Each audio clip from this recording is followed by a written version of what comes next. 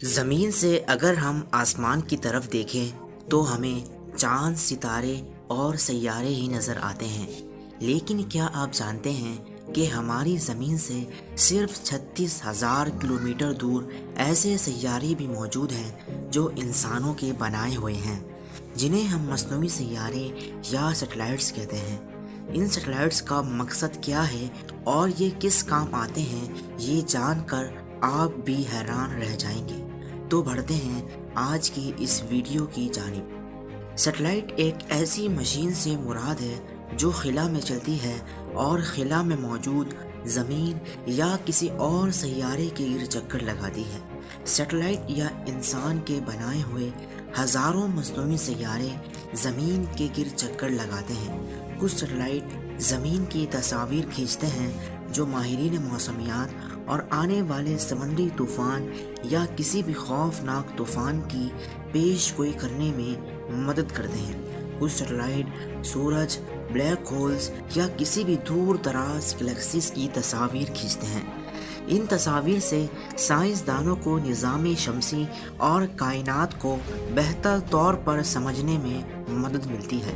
زیادہ تر سیٹلائٹس کا مقصد ہماری کمیونیکیشن سسٹم کو تیزی سے ایک دوسرے تک پہنچانا ہے، جیسے کہ انٹرنیٹ کا ہر ذریعہ ہمیں تیزی سے معلومات پہنچاتا ہے، اسی طرح فون کال اور ٹی وی سسٹم۔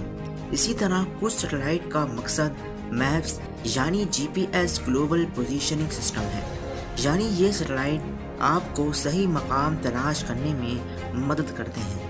آئیے مزید جانتے ہیں۔ نمبر 1، سیٹلائٹ کے حصے۔ مشترکہ طور پر سیٹلائٹ دو بڑے حصوں پر مشتمل ہوتے ہیں، ایک اینٹینا اور دوسرا سولر پینل۔ اینٹینا اکثر اوقات زمین پر سگنلز بھیجنے کا کام کرتے ہیں، جبکہ سولر پینل سولر انرجی کو کنورٹ کر کے الیکٹرک انرجی بناتے ہیں۔ اس کے علاوہ کیمرے اور سائنسی سینسرز بھی لگے ہوتے ہیں۔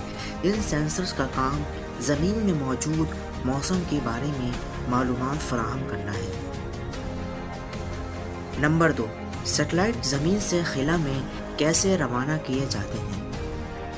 سیٹلائٹ زمین سے خلا میں راکٹوں پر روانہ کیے جاتے ہیں۔ جب سیٹلائٹ زمین کی گریوٹی کو کراس کر لیتے ہیں تو آٹومیٹک زمین کے گرد چکر لگانا شروع کر دیتے ہیں۔ اگر اس توازن میں ذرہ برابر بھی فرق آ جائے تو سیٹلائٹ سیدھی لائن میں اڑتا رہتا ہے یا زمین پر گر جاتا ہے۔ نمبر 3، سیٹلائٹ کے مدار۔ سیٹلائٹ مختلف اونچائیوں، مختلف رفتاروں اور مختلف راستوں پر زمین کے گرد چکر لگاتے ہیں۔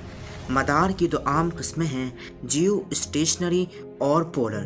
جیو اسٹیشنری مصنوعی سیارہ ایکویٹر یعنی خط استوا پر مغرب سے مشرق کی جانب سفر کرتا ہے۔ زمین سے دیکھنے پر یہ سیٹلائٹ ایسا لگتا ہے جیسے یہ ہمیشہ کھڑا رہتا ہے، کیونکہ یہ زمین سے تقریباً 35,785 کلومیٹر کے فاصلے پر سفر کر رہا ہے۔